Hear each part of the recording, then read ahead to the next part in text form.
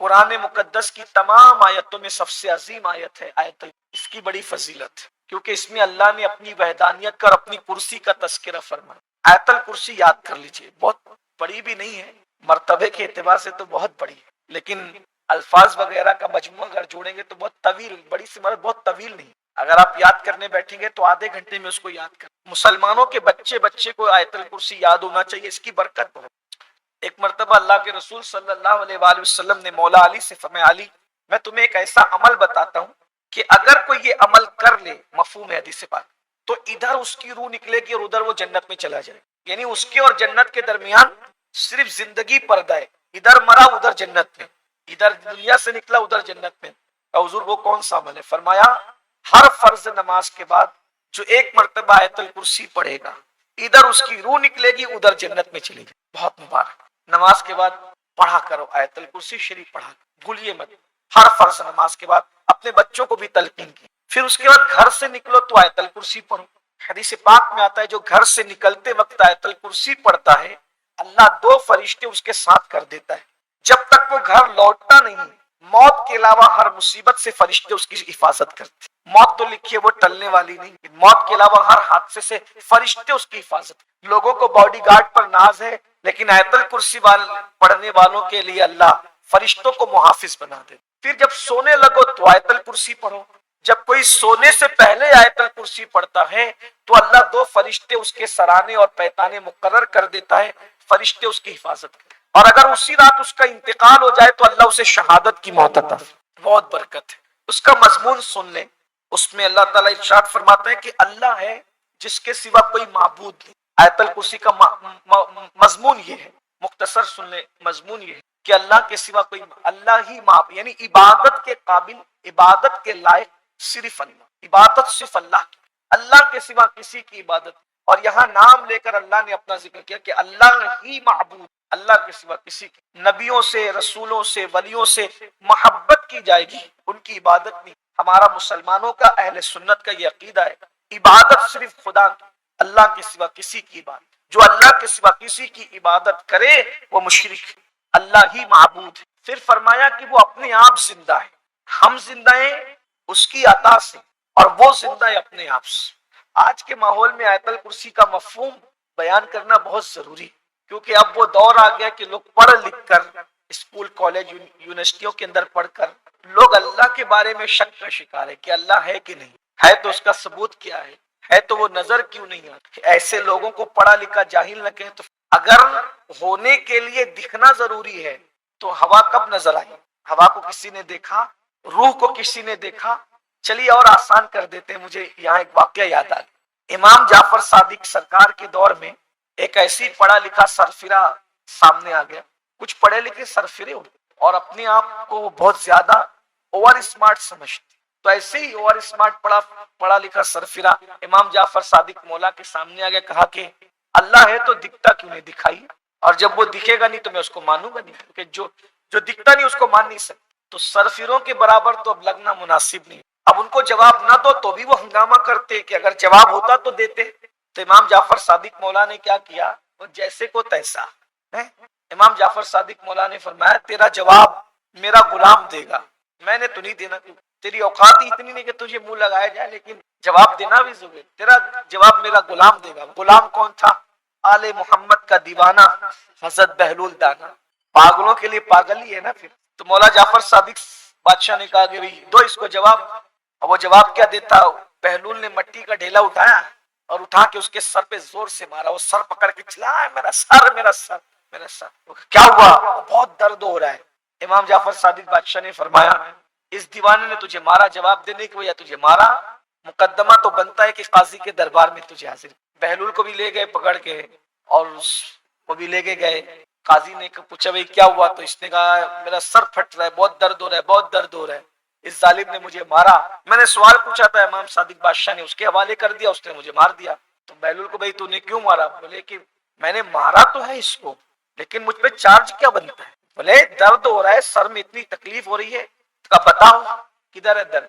اس لیے کہ اسی نے کہا تھا جو دکھتا نہیں ہے اس کو مانا نہیں جا سکتا، ماننے کے لیے دکھنا ضروری ہے۔ خدا کو ماننے کے لیے خدا کا دکھنا ضروری ہے. اب اس کا درد میں اسی وقت مانوں گا جب یہ درد دکھائے گا. بتا درد کا.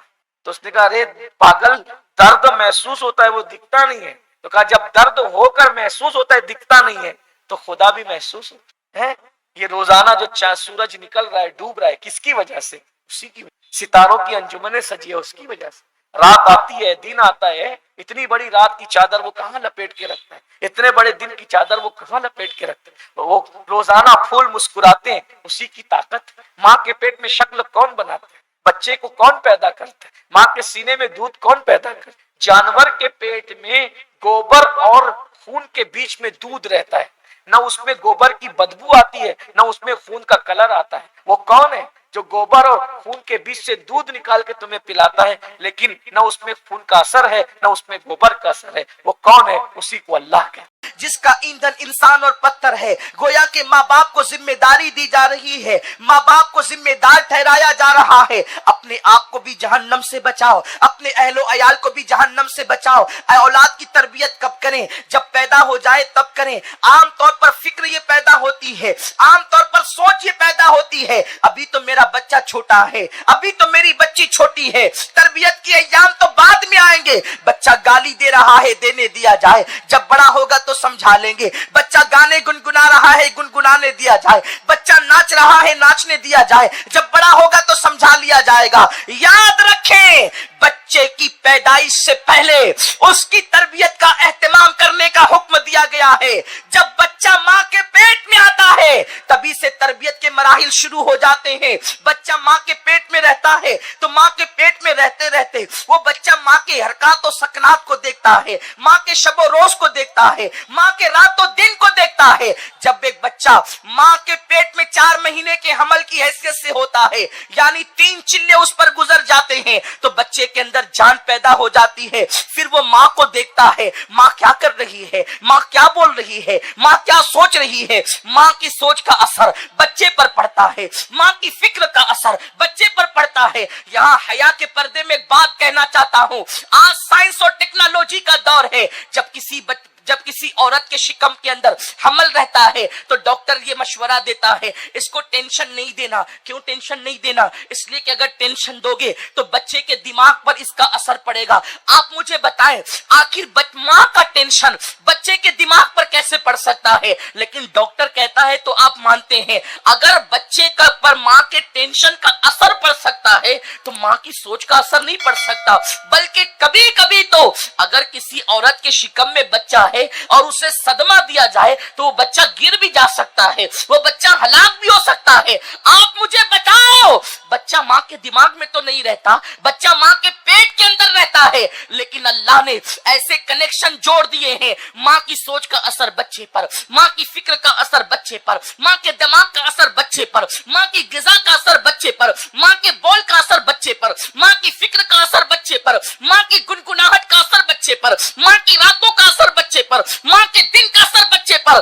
گویا کہ ایک ایک لمحے کا اثر بچہ ماں کے پیٹ کے اندر قبول کرتا ہے. ماں کو پتا بھی نہیں ہوتا کہ میرا بچہ مجھے دیکھ رہا ہے، میری حرکات و سکنات کو دیکھ رہا ہے، میرے شب و روز کو دیکھ رہا ہے، میری فکر کو دیکھ رہا ہے. میرے پیارے آقا صلی اللہ علیہ وسلم کی کنیزوں، جو تم ایام حمل میں سوچتی ہو وہ سوچ بچے کے دل و دماغ میں منتقل ہوتے ہیں. جو فکر کرتی ہو وہ افکار و نظریات اس کے دل و دماغ میں منتقل ہوتے ہیں. اسی لیے تو اردو بولنے والی ماں کا بچہ اردو بولتا ہے، گجراتی بولنے والی ماں کا بچہ گجراتی بولتا ہے، انگلش بولنے والی ماں کا بچہ انگلش بولتا ہے. اے خاتون جنت کی کنیزوں، بچوں کی پیدائش کے بعد ان کی تربیت کا منصوبہ نہ بنانا. جب بچہ تمہارے شکم میں آ جائے اسی وقت محتاط ہو جانا، اسی وقت احتیاط سے کام لینا. اس لیے کہ ماں کے شکم میں بچہ آ کر ماں کو مکمل طور پر گویا کے دیکھتا ہے اور اس کو دنیا میں آنے کے بعد فالو کرتا ہے. کیا تم نے نہیں سنا امام اہل سنت الملفوظ شریف میں فرماتے ہیں کہ حضرت سیدنا بابا قطب الدین بختیار کاکی رضی اللہ تعالیٰ عنہ جو اللہ اکبر میرے خواجہ سرکار غریب نواز کے माया नाज खुलफा में खलीफा हैं, सरकारे गरीब नवाज के जानशीन है। आपकी उम्र अभी 4 साल की हुई है, आपकी बिस्मिल्लाह ख्वानी का मामला है। अल्लाह अकबर। हजरत काजी हमीदुद्दीन नागौरी को, हजरत काजी हमीदुद्दीन नागौरी को इल्हाम किया जाता है, हमीदुद्दीन जा और मेरे बरगजीदा बंदे की बिस्मिल्लाह ख्वानी की महफिल में शरीक हो जा। काजी हमीदुद्दीन नागौरी की उम्र बड़ी है, हजरत कुतुबुद्दीन बख्तियार काकी अभी 4 साल के बच्चे हैं। फिर क्या होता है, काजी हमीदुद्दीन नागौरी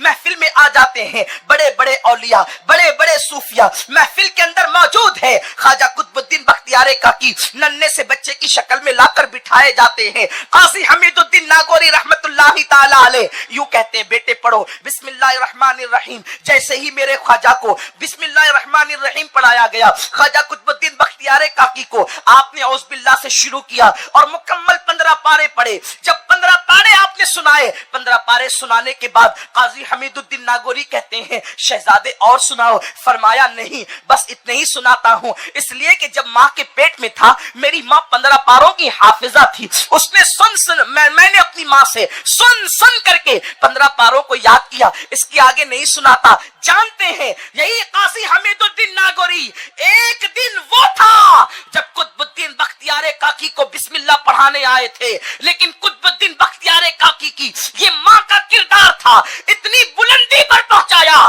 कि बिस्मिल्लाह पढ़ाने वाला उस्ताद मेरे बाबा कुतुबुद्दीन बख्तियार काकी का मुरीद भी हो जाता है और खलीफा भी हो जाता है।